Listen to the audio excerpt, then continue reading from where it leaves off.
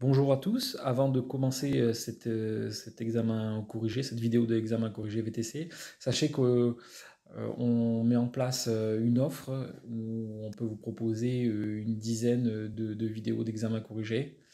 Et voilà, le lien se trouve dans la description.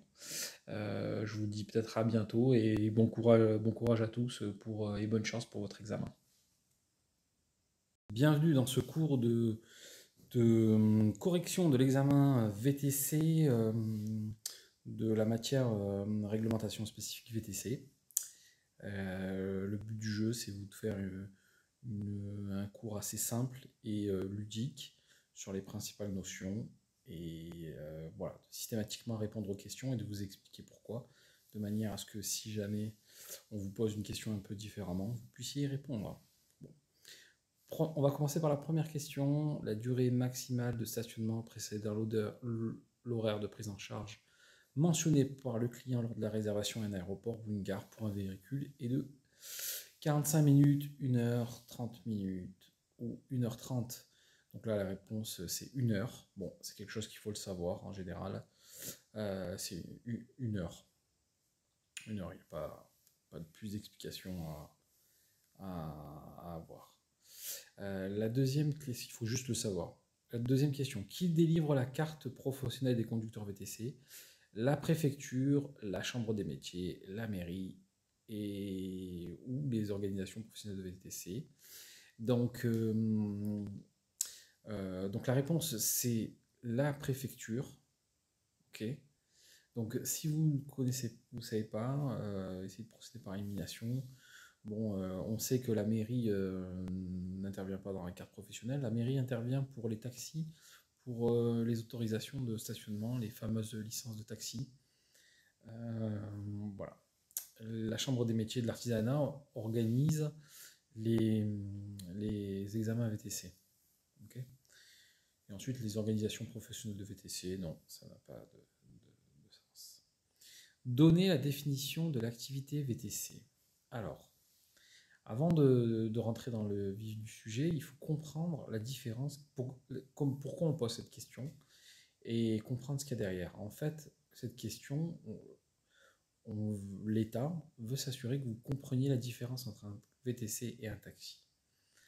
Pour un VTC, vous n'avez pas le droit de faire de la maraude, bien sûr, de circuler avec votre véhicule, et vous êtes dans l'obligation d'avoir une réservation préalable, okay, avec des conditions déterminées à l'avance. Okay.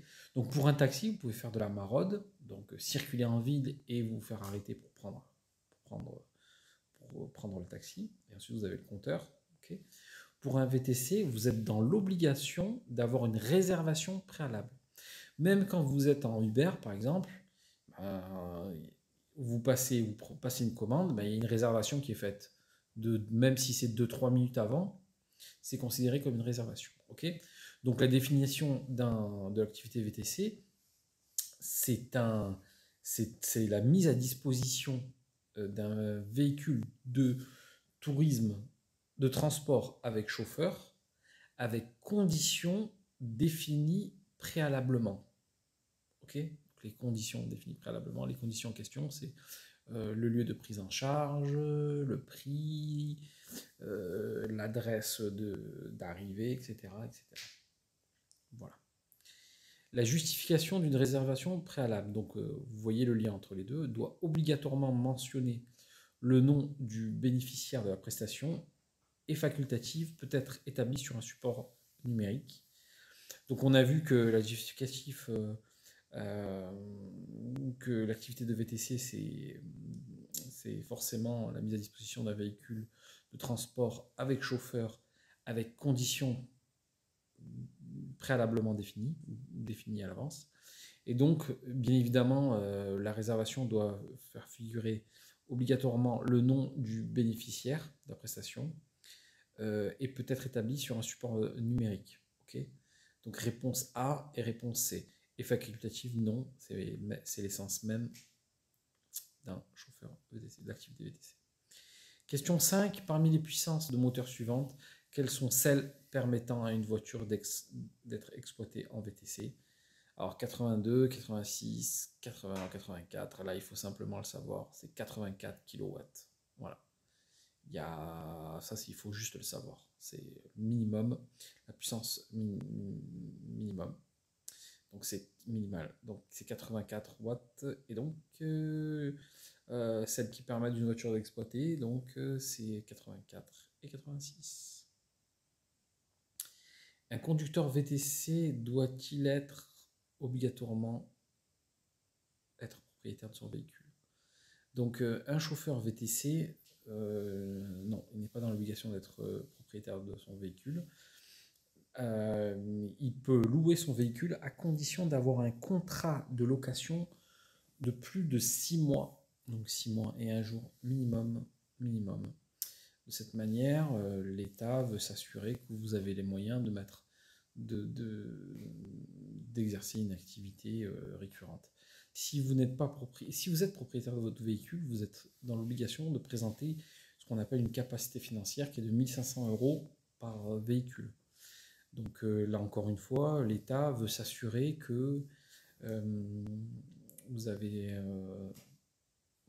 un peu de trésorerie de côté, de manière à faire face aux problèmes inhérents à un véhicule, changement des freins, l'entretien inhérent au véhicule, freins, un problème, une réparation quelconque, etc. Quelle entreprise doit être inscrite au registre des exploitants VTC? Eh bien, comme son nom l'indique, les exploitants VTC. Okay. Les entreprises assurant des services collectifs de manière occasionnelle, non. Les intermédiaires mettant en relation les exploitants et les clients, non plus. Donc Uber n'a pas à être inscrit au registre des exploitants VTC. Dernière question, quelles sont les caractéristiques d'une voiture adaptée pour un usage VTC? Donc ici, on va utiliser simplement un moyen mémotechnique. Donc nous, ce qu'on utilise, c'est vous gardez en tête 4, 5, 6, 7. Ok. Et donc vous savez que c'est 4, 5, 6, 7. Bon, le seul point, c'est que le 6 à la fin, vous le remplacez par le 1. Donc ça fait 4, 5, 1, 7. Donc, vous commencez toujours par 4, 5, 6, 7. Et le 6, vous le remplacez par le 1. Donc c'est 4,5 mètres de long et 1,7 mètres de large. Donc ça, c'est d'une manière générale. Et ensuite, quand la question est vraiment posée, soit on vous demande les dimensions exactes, ou alors on vous dit, voilà, une longueur hors tout minimal de 4,5 mètres et au moins 4 portes. Okay, on ne vous précise pas la largeur. Okay, par exemple, ici, on ne vous précise pas ici, on vous précise la largeur hors tout compris entre 4,7 mètres et une largeur hors tout minimale de 1,6 mètres. Okay, donc je vous ai dit, vous gardez en tête le 4, 5, 6, 7, et donc là, c'est pas applicable. Okay, donc là, vous avez 4,5 mètres et au moins 4 portes. Okay, systématiquement, il faut 4 portes pour un chauffeur, un véhicule VTC. Voilà, d'une manière générale, lorsque vous abordez cette matière, gardez en tête qu'il y a beaucoup de bon sens et que en cas de doute, essayez de procéder par élimination. Voilà, j'espère que ce cours vous a plu et n'hésitez pas à laisser des commentaires si besoin. Merci, bye bye.